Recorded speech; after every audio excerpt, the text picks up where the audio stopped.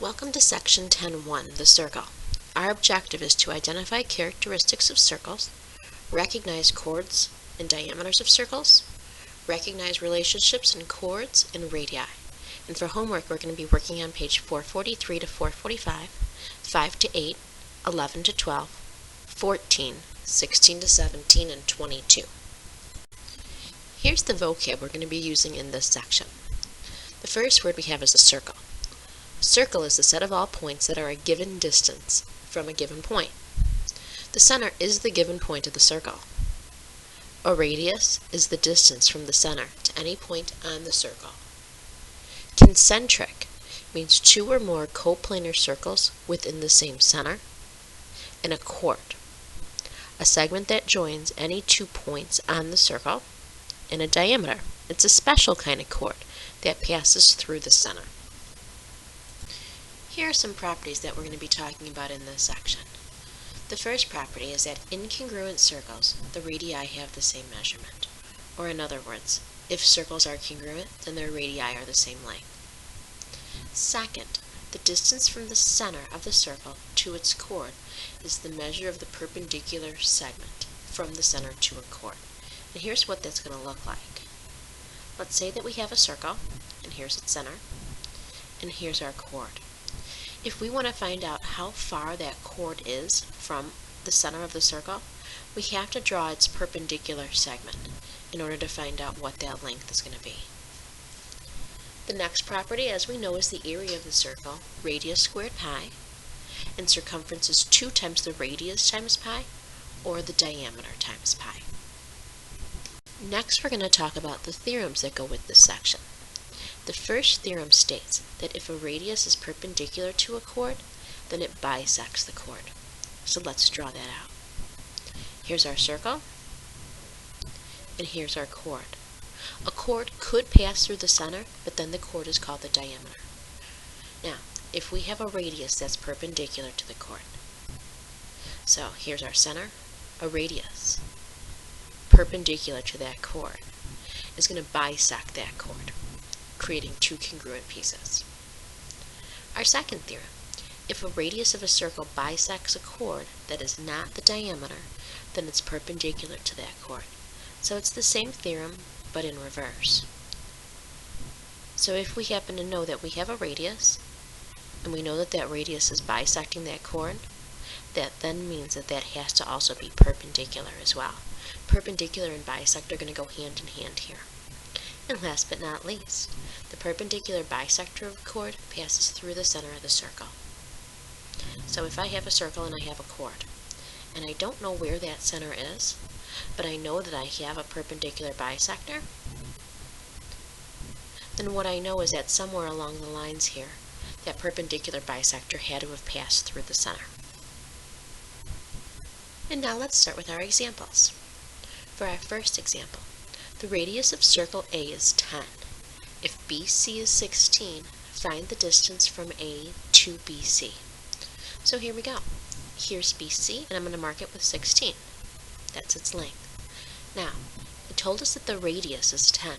The radius connects the center to any point on the circle. So what I'm going to choose to do is make a radius that connects A, the center, to one of the endpoints in my segments. I'm going to use the B1, and that's going to be length 10. Now, the next thing is that I'm going to end up drawing a radius. That's going to be the perpendicular bisector. Splitting this into 8 and 8. And now we have a right triangle. If we're trying to find the distance from A to BC, it's referring to the perpendicular distance, which is why it was okay for me to do this. So let's apply Pythagorean's theorem. We know 2 out of 3 sides are 8 and are 10. Here we go. X squared plus 8 squared equals 10 squared.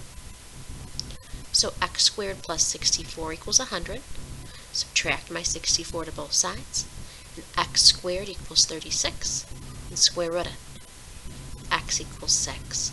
So the distance from A to BC is going to be 6.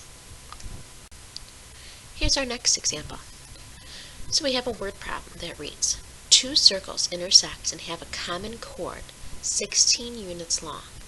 If the radius of one circle is 10 and the radius of the other circle is 17, what's the distance between the centers of the circles?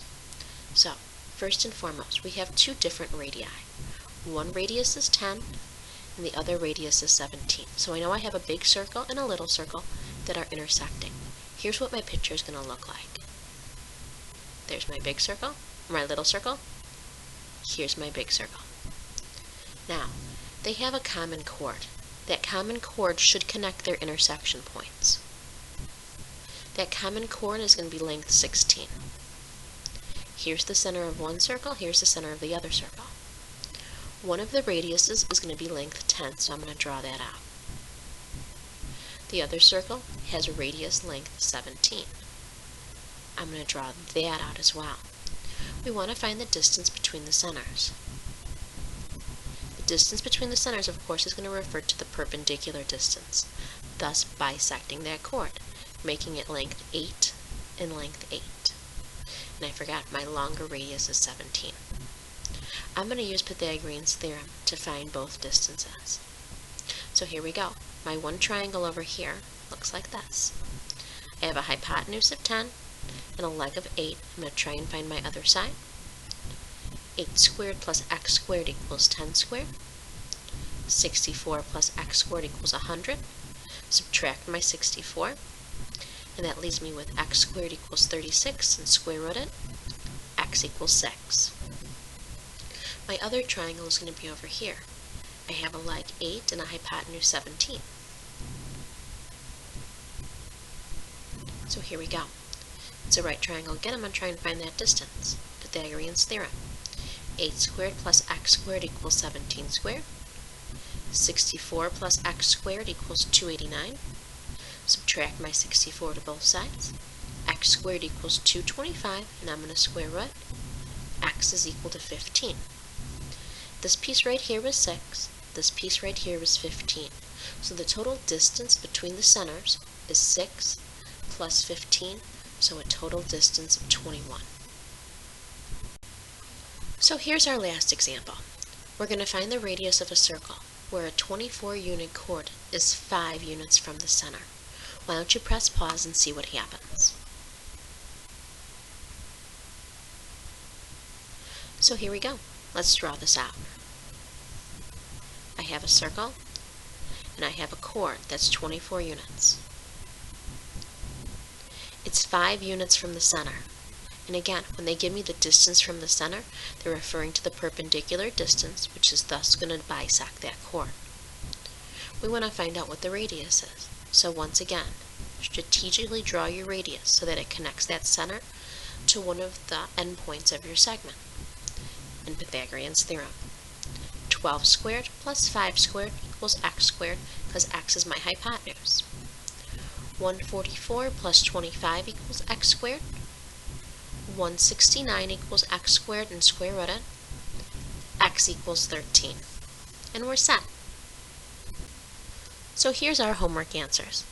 Again, our homework was problems 5 through 8, 11 through 12, 14, 16 through 17, and 22.